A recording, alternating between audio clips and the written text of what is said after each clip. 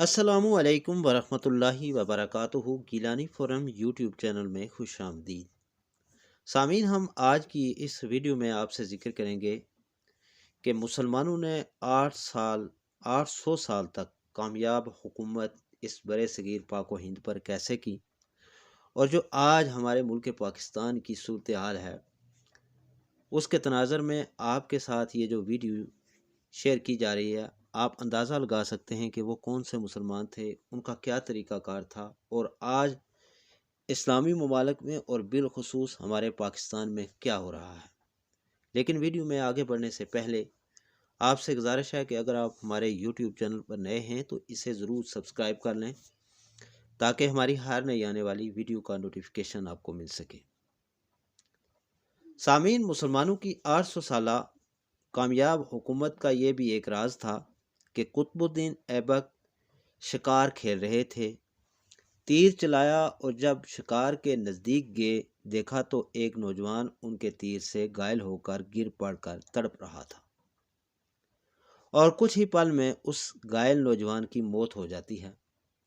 پتہ کرنے پر معلوم ہوا کہ وہ پاس ہی کے ایک گاؤں میں رہنے والی ایک بزرگ خاتون کا ایک اکلوتا سہارا تھا، اور جنگل سے لکڑیاں چن کر بیچتا، جو ملتا اسی سے اپنا اور اپنی ماں کا پیٹ بھرتا تھا۔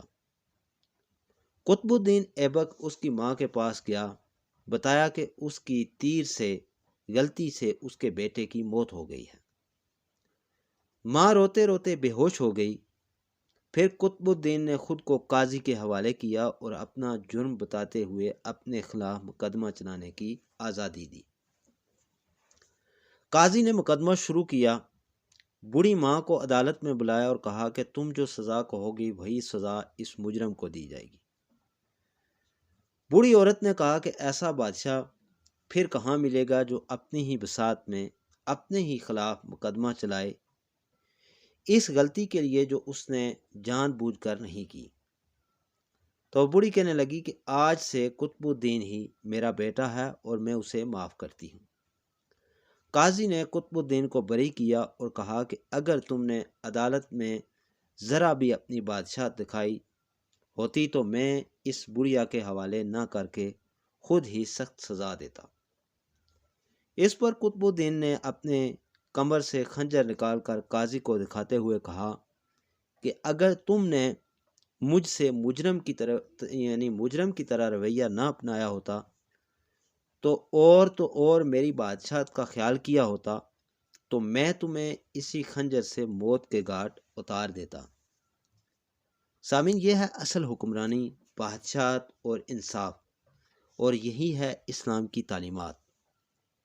یعنی جب وہ شخص وہاں پہنچا، کون؟ بادشاہ، اور بادشاہ یعنی قطب الدین ایبک جب قاضی کے پاس پہنچا تو قاضی نے جب اس کی ماں نے اسے یعنی قتل ہونے والے لڑکے کی ماں نے قاضی کو یہ بات کہہ کر معاف کر دیا کہ میں قطب الدین ایبک کو معاف کرتی ہوں کہ اس سے زیادہ انصاف پسند اور ہمدرد بادشاہ ہمیں کہاں سے ملے گا۔